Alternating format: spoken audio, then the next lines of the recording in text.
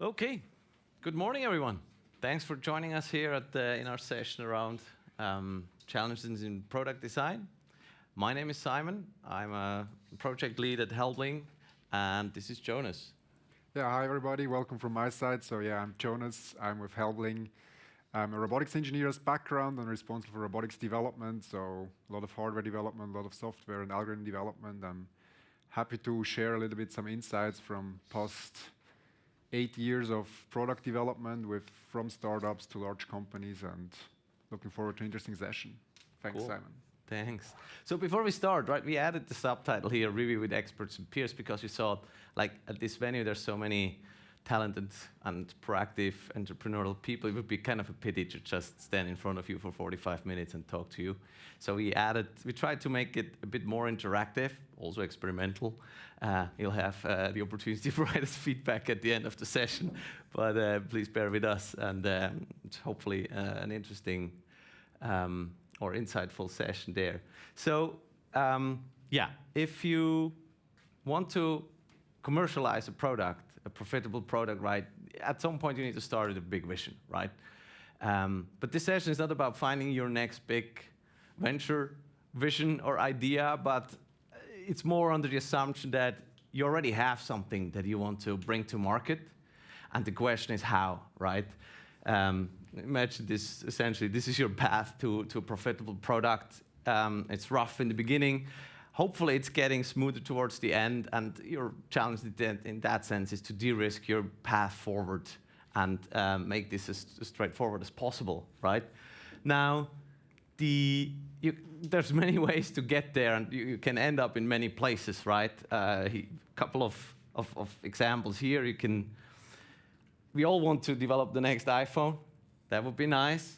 We could also take decisions that lead to the next BlackBerry, which is not essentially the way you want to take. Or you might end up somewhere halfway where you essentially release the next Magic Mouse that still has the USB-C charging port at the bottom of the device. So it's a challenge, this process, right? And I tried to visualize this here with those spinning saw blades of death that take out a lot of good ideas, obviously, along the way, and can be scary.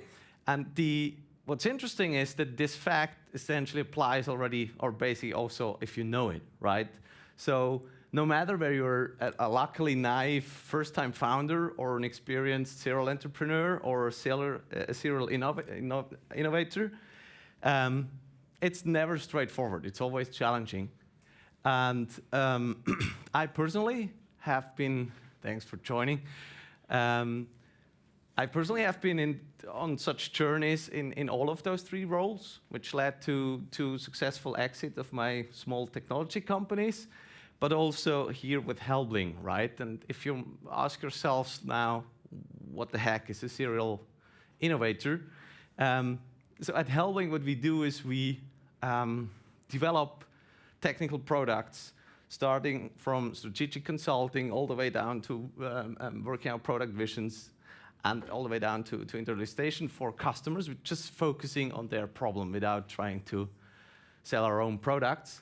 And so that has two implications. First of all, Helbling itself has collected way more battle scars along this process that I personally possibly could do. And on the other side, we also kind of developed our own playbook in terms of how to avoid pitfalls along those paths that we'd love to share some learnings from today. So let's think about this, right? An innovative product that eventually gets adopted by the market has usually those three components. You know this, right? It's basically it needs to be desirable and fulfilling a need. It needs to be technologically doable and feasible, and obviously, from a business perspective, it should be viable. So you need to find a profitable business model, and we all try to get into this orange sweet spot here. Now, if we zoom in, what could possibly go wrong here? And just as a template now for this session, try to structure this a bit, right? And going to introduce 4 kind of product failure clusters. Those can apply for hardware-based products, but it's essentially the same thinking also if you're developing, for example, SaaS software at a certain level of flight, obviously. So the first cluster are the fundamentals, right? You can really not get the user pain right? And end up somewhere here, which is not desirable in the end, because you didn't really understand your customers. On the feasibility side of things, you just cannot. You can pick a problem that is technologically not feasible. Think of trying to release ChatGPT 10 years ago, right? Probably just the wrong timing from a technology point of view, without having transformers and all of that stuff. And the next class is then the solution embodiment. It's a bit higher, right? You can screw up the user stories and the user experience, right? You have a pain, but you don't manage to sell it in an attractive package from the desirability point of view.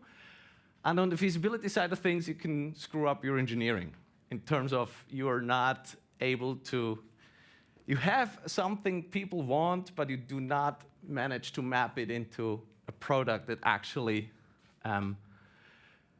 conveys this and technologically embodies this. So if you actually land up in this intersection here, that's what we usually call problem-solution fit, right? But obviously what you want to get to is product-market fit. This is where viability comes in. And there's two more clusters. The first one is cost. So you might have a great product, but the pricing is just not attractive. Wrong incentives, it doesn't fly, for example, in a B2B setup. Or on your own side, you can screw up cost of revenue, right? You have a value proposition, you have a readiness to pay, but you cannot deliver it at the reasonable cost. Your cost structure is wrong. And you might realize this very late in the process, actually, which brings us to the last point, which is deliver at scale, where this means the operational effort at the customer, right? Your product, it's just too much effort to set up and run on the customer side because you don't understand the process landscape of your customers, you don't understand the buying center. Or you can screw up on your own side by just realizing that the logistics to deploy and supply your product is just not scalable, especially if you go global from the beginning. Think about this hard. So that's kind of our mental landscape for this session. And now the question is, okay, back to reality, right? I need to enter a dark forest. I know the pitfalls that will essentially that I will meet along the way, and I kind of have a crude map, but how to really avoid them, right? And what you usually use at Helbling is this very simple formula, which is obviously similar to another very famous formula. That means I equals MC squared. So that means innovation. You have an innovative product if you combine methodology, creativity, and competence. And notice it's a product. So if any of those is lacking, you get a 0 on the right side. Let's talk about this a bit, assuming that life is really that simple. Spoiler, it's not, but for a moment, let's just talk about the M part, the methodology part, and then get back to reality again. So just as a general multi-purpose tool, what we really like is the double diamond. It's a tool, an innovation tool that's been introduced in the early 2000s, which really says before you find a solution to a problem you think you have, make sure that you first truly understand the challenge you want to solve, right? And the method says, in order to get there, you should alternate between phases of creative exploration, where really open up your mindset and talk to as many people as possible, without judging ideas, and then switch your head and go into kind of a pessimistic, critical mindset, where you down-select what you've learned into something that really works. And you do this twice in a row, right? So far, so So easy, obviously there are trade-offs in applying this, like if you want to fail fast, as more from an agile perspective, you obviously need to find a trade-off how wide you open, right? My message there is, the wider you open, the more certainty you get that you're at the right spot along this tangled graph that I showed you before. Otherwise, you might pay or want to pay with more iterations, right? You probably would need a third, a fourth, a fifth diamond. Okay, so having established this, the claim is now that all of the 8 clusters we outlined before can be addressed by applying this very simple tool, right? And let me try to convey this in a kind of exaggerated story. Imagine you're the founder of a startup and you have an engineering lead and you tell him, look, I want to entertain elderly people at retirement homes, and for that I need a self-sustainable luxury cage. I want to put a monkey inside that, have it wear a red bow tie and make him recite Goethe. And basically, your engineering lead is really excited and say, oh, that's easy. I have a background in smart homes. I'm going to rapid prototype a couple of cages, and comes back the next day and says, don't worry about the cage. We'll have that figured. A third of the problem is done. And then the next day he goes off and say, look, I found a really great tailor. He knows about tissues that go well with monkeys. We'll figure out the red bow tie as well, so we have 2/3 of the problem solved. But obviously, the real problem is making the monkey recite Goethe, right? And that's exactly on the right side, finding your true challenge, right? Because otherwise, you might allocate a lot of resources, which are limited, especially in a startup context, to the wrong problem. And also, if you essentially take the same thing and apply it to the user pain, at some point, you really should ask yourselves whether elderly people really want to listen to a monkey reciting Goethe, right? That's the desirability part of it, right? So the question is, how do you solve or get those answers for your specific problem? And I don't want to go into the full detail here, but the message is, if you really think about those key points in the double diamond method and adjust the focus per step accordingly, this template is super powerful and can essentially solve very technical problems, but also very business or even UX problems in this kind of two-stage approach. We'll have a handout at the end and essentially gonna share this. Okay, so we've talked about methodology in kind of an isolated space. Back to reality, right?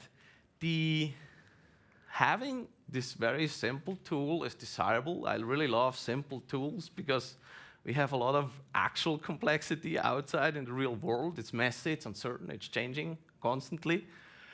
And the message here is, simple tools work, but only if you really apply them consistently and hit the problem again and again until this stupid dragon is dead, right? And we're gonna pick this up again afterwards. And Jonas is now going to tell you a bit what this means for the creativity part of the formula. Yeah, thank you very much, Simon. So now we are going to switch into a creative session, an interactive session we like to do together, to share with you a little bit how can we get creative on the spot with the right methodology. So during your developments, you have to be at the right, as Simon explained, to be creative at the right times. And this is hard. Every of you is a creative person, but sometimes you need a little bit activation to get there and also the right questions.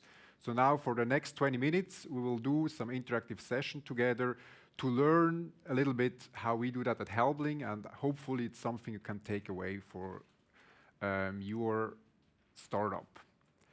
So now we are going to look at this right part of this double diamond. So first, how to open up, for example, now we're doing it for a core technology question, how do we find the right solution for a problem? So first, we have to figure out a lot of different solutions, and then when we have all explored them, we have to select the right ones that we end up at the right spot. Now we try to find these solutions together. So let me introduce you a way how we do that, to have a creative workshop together to find solutions, if it's for your feature set of your software application or if it's for a very mechanical problem you're facing with your challenge, or how do you train your monkey. So now we are going to a real problem we did with a customer. We are doing together with the same session again. So let me introduce you this process. So it's a workshop session, typically takes about 2 to 3 hours to go through the session. We try to do it in 15 minutes, so we will skip some parts. So the important part is not that we get perfect ideas at the end, but that you know how to do it and then can apply it yourself. So to start ourselves, to get ourselves into a creative mindset, typically we start within a workshop. It's from 5 to 10 people, typically the size of a workshop, to really get our mind in the right state. So now you're all in the state of, well, we are listening to Jonas and Simon. Now we have to get into a state where our brain gets creative. One tool, we use it for every workshop, almost every second day, is this simple example. Find me a word which starts with B and ends with R. Beer. Boar. Bear. Blur. Blur.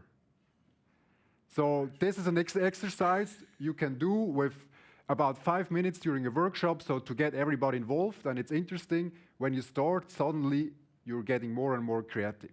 You can switch that with different words. You can even put a word in between, so that helps you to get your people in the right mindset. So due to time, we are skipping it, but remember this as an exercise tool. So now, what's our problem? So it's a real problem we solved for a startup a few years ago. So the startup is called QualiSense. It was ETH spin-off.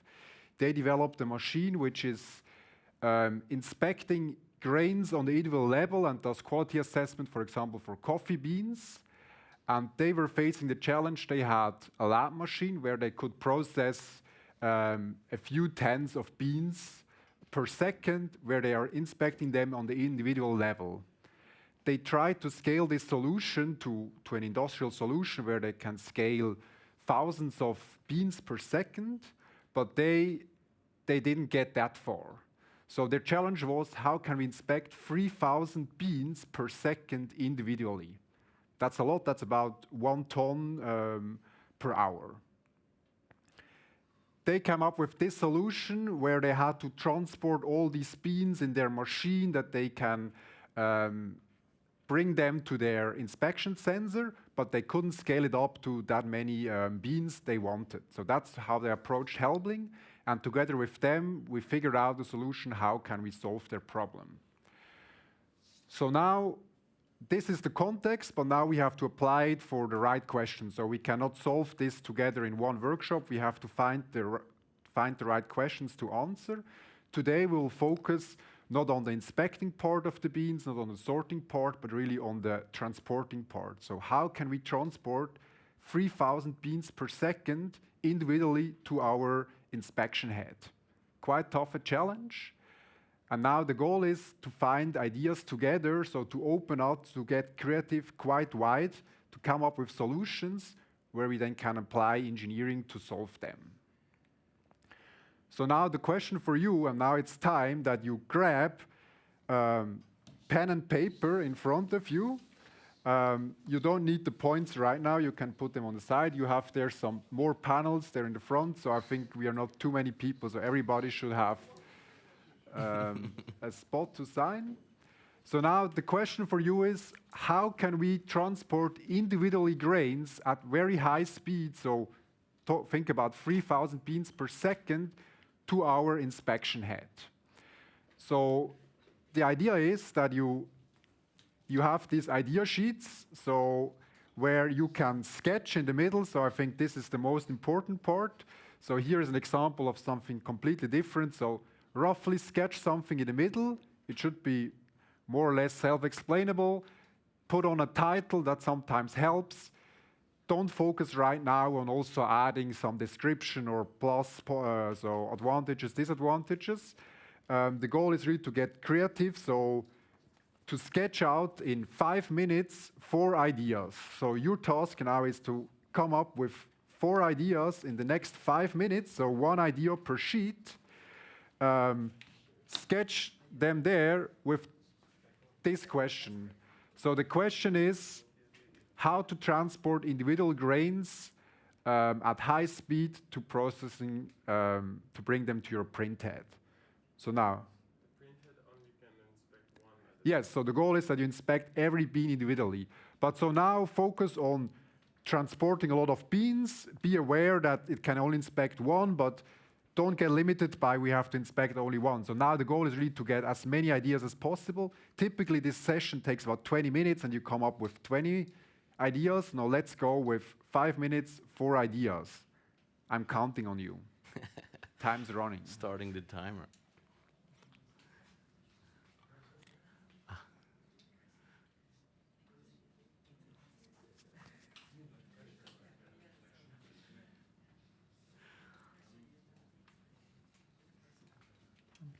Springen. That's Ist ein Timer am Laufen. timer left.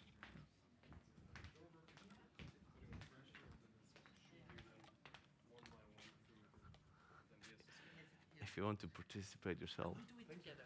Awesome. It's more about the experience.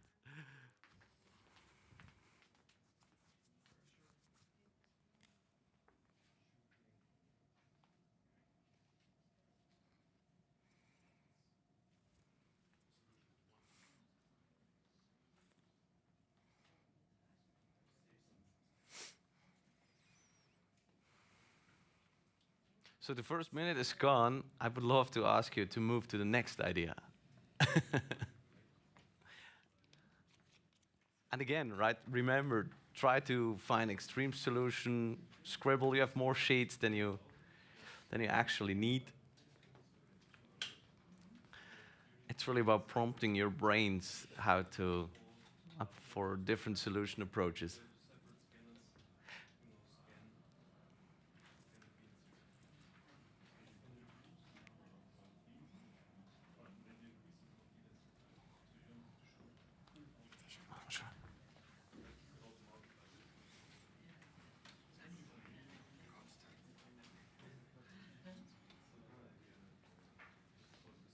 If you want to join in, please join.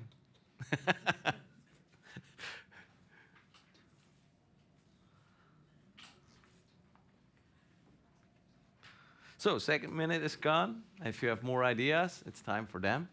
So it can be quite high level at this stage, so it doesn't have to be perfect. So we are a lot of people, so we're also using at the end of this session the creative mind of everybody. So we are combining ideas together, so therefore let's get extreme.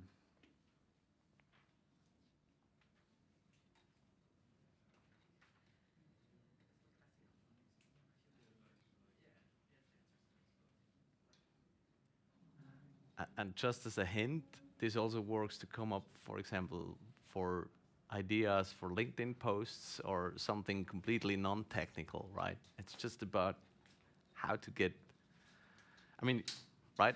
We're paying probably $200 per idea right now. So just as a, as a figure of merit. It's a hyperspectral imaging inspection, yes. So visual, but really through the whole bean, yeah. So another minute is gone. So last minute.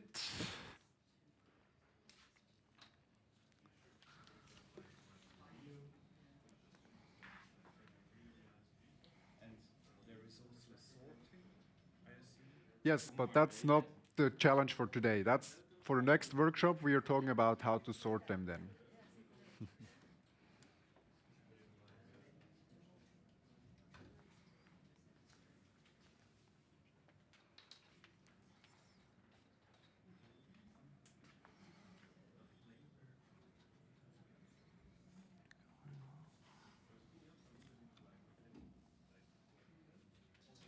Lassen wir noch.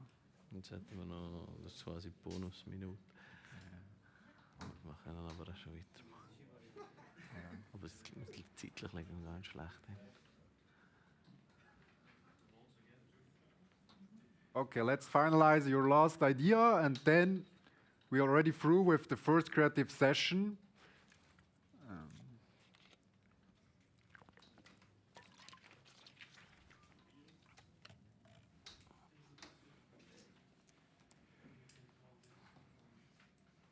Good. So let's stop here for this session. So remember, in a real setting, we would take around 20 to 30 minutes, depending on the complexity for this session. Now comes the next part. And the next part is, well, now we like to share these ideas with our colleagues to inspire them to come up with even more and even better ideas. So now there are many different ways of how in a workshop you can now convey your ideas to your colleagues.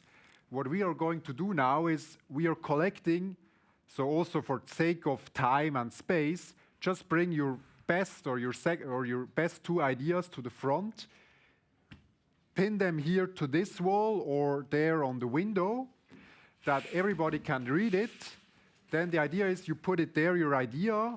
Afterwards, after everybody has put their ideas, so there are different ways. Either everybody explains their idea, that's one way, depending also a little bit on how the people in the room are. If you have very shy people, what we are going to do now is you inspect all these ideas yourself, so you analyze the ideas of your colleagues.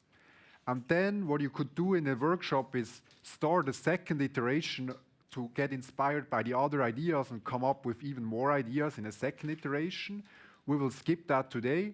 So now bring your ideas to the front, pin your best idea to the wall, and afterwards it will give you about 4 minutes to inspect all the ideas your colleagues came up with.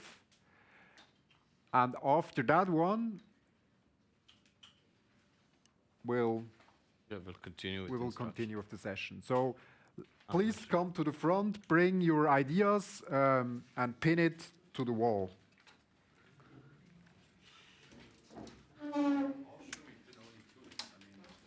Sorry? One sheet, the whole sheet, yes. There you go. Just one. This is already a down selection, which is the critical phase, right? Either here on the windows, probably it's easier for the people from the... There you go. There you go. There you go. Ah, there you go. So, do we have more ideas? We already have one. Nope. Okay.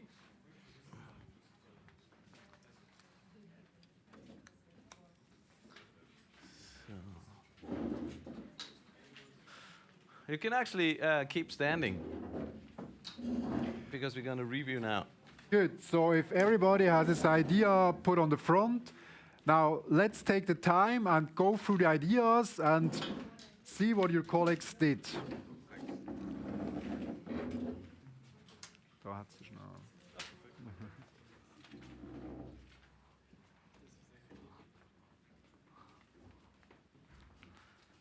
While you're doing this, I'm going to start to hand out a couple of sticky points, which we're going to use to rate those ideas at the next steps. Please don't stick them on the wall yet, but make sure that you get an array of sticky points from me. Voila. Voila. Sorry. There you go. Who needs sticky points? So, who needs sticky points? Sticky points. Already have. Who needs sticky points? There you go. No? Alles klar.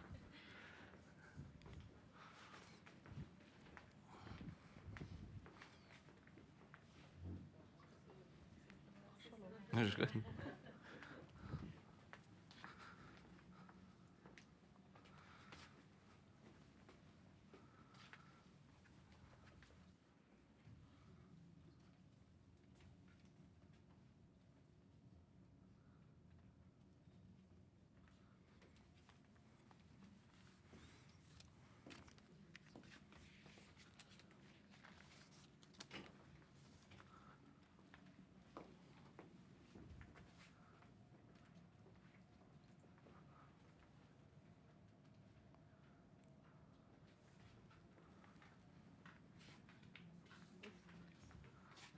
That's one way to get rid of ideas.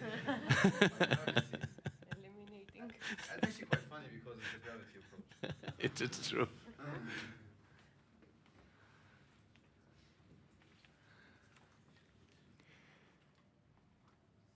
Good. Did you have all time to roughly look on the ideas? Ich mach das nachher.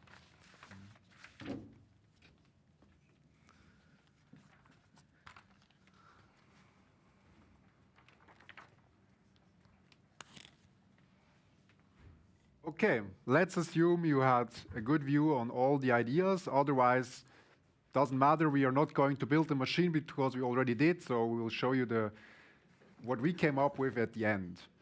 So as I mentioned, now we could go into a next iteration because you got inspired, hopefully, by some ideas you didn't have, or you see how you could combine them. So now we could do a second iteration. We won't do that. We could also have maybe a discussion about some ideas. And now we are switching hat. So we have now the creative hat on. Now we are switching the hat to a critical hat.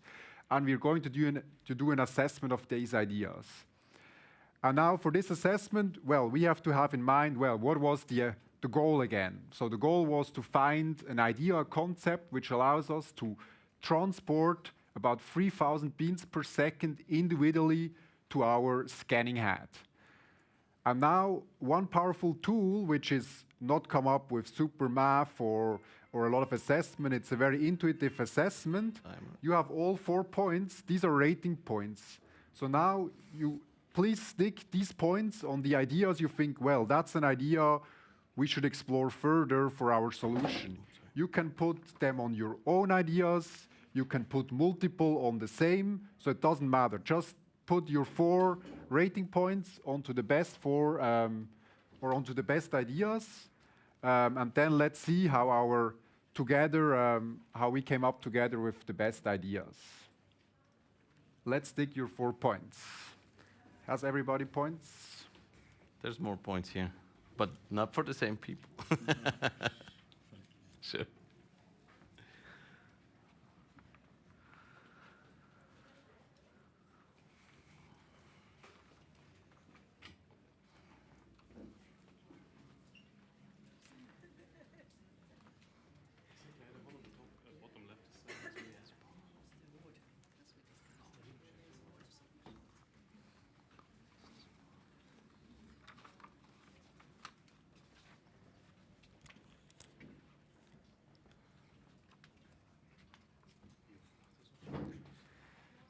Es kommt immer ein bisschen darauf an, auf die Phase vom Projekt, aber schon, wir machen die auch oft nur intern für uns oder zusammen mit dem Kunden. Ich würde schon sagen, so, vor allem in frühen Phasen sehr oft, wo die Richtung noch nicht klar ist, eben so wie jetzt man weiß, hey, wir müssen das lösen, aber wir wissen noch nicht wie, da machen wir das 3, 4 Mal in einem Monat oder so.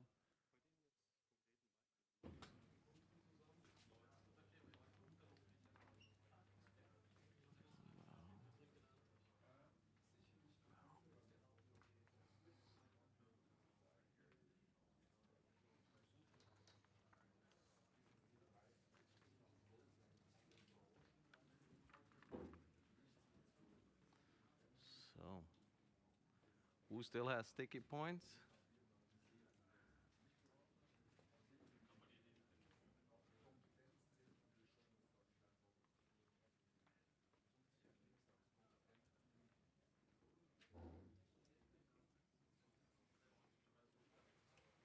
What is this guy?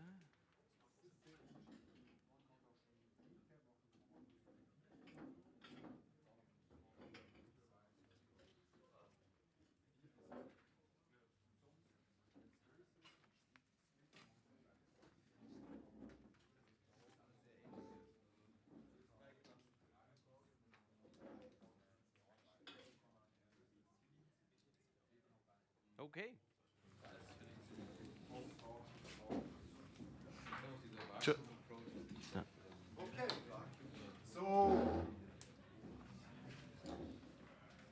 So what we skipped is to cluster these ideas. So I think there are some similar ideas. So typically you would also spend some time to cluster them together to have them on the same idea. Now what we see is we still came up with some clear winner, with some ideas who have a lot of points, with other ideas who don't have so many points. So now we are already over with this session. So now we could do a short discussions of, well, why got this idea so many points, why not? So this would be part of a discussion. And then typically at the end of this workshop, we decide together as a team, well, these 4 ideas, we have to explore them further. And now they're going back to our engineers who think about these ideas.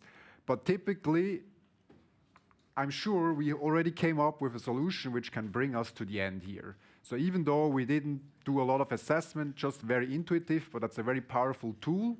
But again, remember back to also to our formula. So we need also competent people. So for this session, you need competent people to also rate it. So that's why you need a good team to do this workshop. But even though, try to take a diverse team as we had here for this session. Yes. So, yes, so now the takeaway from this session is creativity, I hope you figure it out, can be directed and fostered. So even though you were in a sleepy state from listening, we could transfer you quite quickly into a creative state, and together with the methodology, you could apply it to quite quickly explore a lot of ideas. So the main takeaway is, well, the methodology helps you to guide you to come to also extreme ideas. And then we crossed this point where we already started to converge to some promising ideas. And well, it's obvious, so if you have good people, if you have the right competences, you will come up with really valuable ideas. Yeah, so that's the takeaway for this session. You will get these slides also as a little bit as a reminder for how you could structure a session. And we will also show you how you could apply this to a very non-technical solution. So now let us show you also what really came out with this product. So I hand over to Simon. Thanks. So as I mentioned before, right, simple tool, reality is complex. You need to do it again and again. So we return back to this view. For this project, right, those are 2 of the original idea sheets that came out and got the most points. I saw a couple of similar ones with the idea to have kind of a rotating barrel. So what we did is obviously we took these ideas, we put them into a proper morphology with for the different functions. We didn't look at, we selected essentially viable system concept out of them, rated them, we prototyped them. This is essentially the approach that we selected in the end, where we parallelized obviously this in the 3rd dimension, and we're able to essentially meet the metrics and meet the requirements. And then we kept hitting on the problem with exactly the tool set we just outlined. And in the beginning, it's about finding rough sketches for those ideas. In the end, it's like figuring out the bearing of the barrel and how to place the sensors and what's the concept to clean the machine, right? And if you keep on doing this, right, together with the customers, we managed to put all of those 8 different pitfalls or challenges in the product design into the sweet spot that I mentioned. And eventually the product became a reality and a profitable one. Just to essentially give you an outlook on what this means. Obviously, it's a lot of work. And yeah, glad that we achieved that in this example. Now, what I'd love to do in the last couple of minutes is, if you remember, we reached out before the event to ask for challenges from actually you guys, right? And Tiziano, who is sitting here, maybe you can quickly stand up, reached out with a problem Um, no applause, Nate. Reach out to the problem that I think is very interesting, and I'd love to use a couple of minutes. We cannot solve it again, but I'd love to use this as a case to put what you just said under test, right? So Tiziano is building up PMAX. The idea is to provide energy gels for endurance sportsmen like cyclists that taste great, or to essentially avoid the bad taste, give you the right performance, avoid stomach issues, and prevent sticky fingers, right? And while some of the challenges are chemical challenge, which I wouldn't dare to go into in this setup, the last one, preventing sticking finger, is actually an interesting one, right? Because it would be kind of in the second cluster, the UX part and the user requirements part. And the message here is you could now go and apply those double diamonds with the right questions and do essentially the same ideation workshops we just did for those 4 phases of the double diamond, right? Unfortunately, we don't have time to do it here, but if you like the case, if you're a user of the product, or if you have some expert opinion on this, please reach out to Tiziano. I guess you're going to stay here after the session for a bit, that you can get connected, and maybe we can take something meaningful out of this day for him personally. Thanks for the case. So, and that's basically also already the concluding point, right? We've seen that product development is hard, and it involves a lot of methodology. Ideally, you need to be creative, and you need to have the right competence. And on the competence side of things, obviously the message is, please don't try to do everything on your own, right? Ideally, leverage the experience of a serial innovator who's ideally already been where you are headed to, right? And maybe together you manage to, if you enter the dark forest down there, you manage to essentially drag and pull up your idea to the peak of success. So yeah, thanks for your attention. And maybe I even have some time for questions. I will ask one. So the thing is, how long does it take for the startup that they approach you when they have a prototype to get to the product side, like to basically maybe redesign some features and so on with you guys? Personally, I'd say it's really dependent on the case and the complexity of the product. Or for a hardware one, like the one that for sorting the beans, what was the timeline? Maybe you know it more Yes, specifically than so I do. for this case, so the timeline, actually we did it in 2 iterations. So the first iteration was to build a physical demonstrator of does this approach with this barrel even work. So this took about 6 months to build up this machine as a physical demonstrator. Was huge. And then in the second iteration, it was, I think, about 9 months to build from scratch the machine you have seen before on the thing, where we had to develop all the control for it, where we had to develop all the mechatronic setup. The scanning part was already solved by the customer, so it was more everything around it. So in this case, I would say, yeah, it's 1 to 1.5 years typically, which is quite fast, I would say, but still, it involved some engineers. But that's, I would say, typical. So our projects, they are from 3 months to 3 years, which is more or less, but 3 years is already long. And also we are typically working in phases, right? It's not about committing the full development to Helbling from day one, where you essentially enter with this. But we always essentially lay out a next phase that is, from a risk point of view, acceptable for both parties, and really narrows down what questions you want to answer, or essentially how far you want to get along your de-risking path.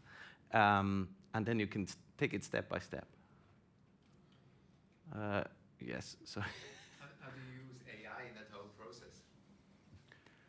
The answer is yes. No, yeah.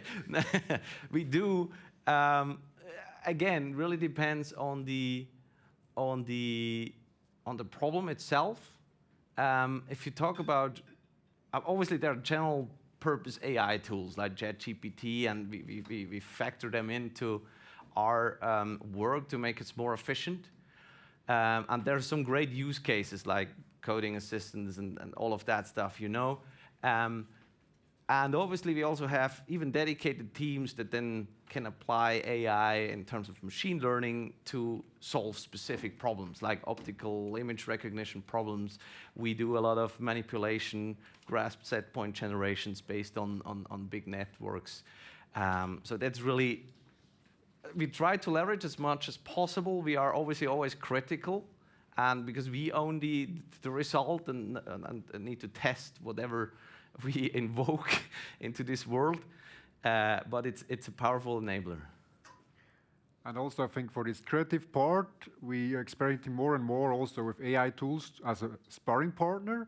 Sometimes it works quite well, but sometimes it's also, you spend a lot of time of prompting. So I think nowadays it's a good match to apply both, but also to sketch up a vision. So nowadays, we had to have weeks to sketch something. Now, before we even start with a project, we could prompt, give us a machine which sorts grains, and you already get a very good vision of how it could look like, which is also a very powerful tool to enable to visualize some ideas. So I think that's something which should be applied more and more, and we are using, and especially also to convey to other people what you're thinking. Yeah.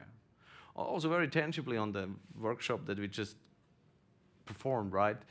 Sometimes as a moderator, what we do is we ask the same questions to an AI, and then essentially for clustering, we use those answers as clusters. And sometimes you find that there are clusters only AI thought of, and you have no actual ideas, and there are ideas which are not thought of by AI.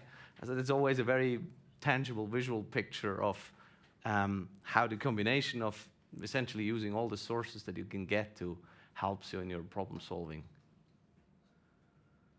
Titiana? A bit of a technical question. If you would work with Helbling, so if you're, for example, a startup and you'd say you have a joint project, who's owning the IP? The startup. Okay. It's a very simple question. We don't own any IP. Okay. Yes?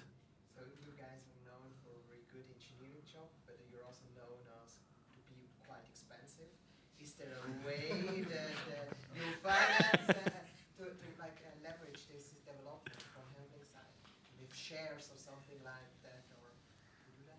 So the answer is, well, two ways. So Helbling has an equity branch, which is where we do venture capitalism and a small part, which is, but completely, we try to completely separate it, let's say, from the engineering part. So you could get money from this venture part, and then you can spend it wherever you do. If you spend it with Helbling, even the better. But otherwise, during the projects, we don't want to own any IPs. We cannot own any IPs. Also, this makes us independent. That for a next project, we don't have to bring in, let's say, background IP, which helps us for this product.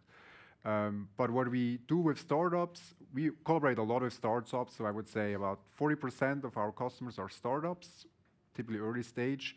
It can start very small with a workshop, 1-2 days, or to also guide you through the process where you leverage our experience, but do a lot of yourself. So I think we always find a way how we can cooperate together also on a, let's say, with the budget of a startup, which is quite clear.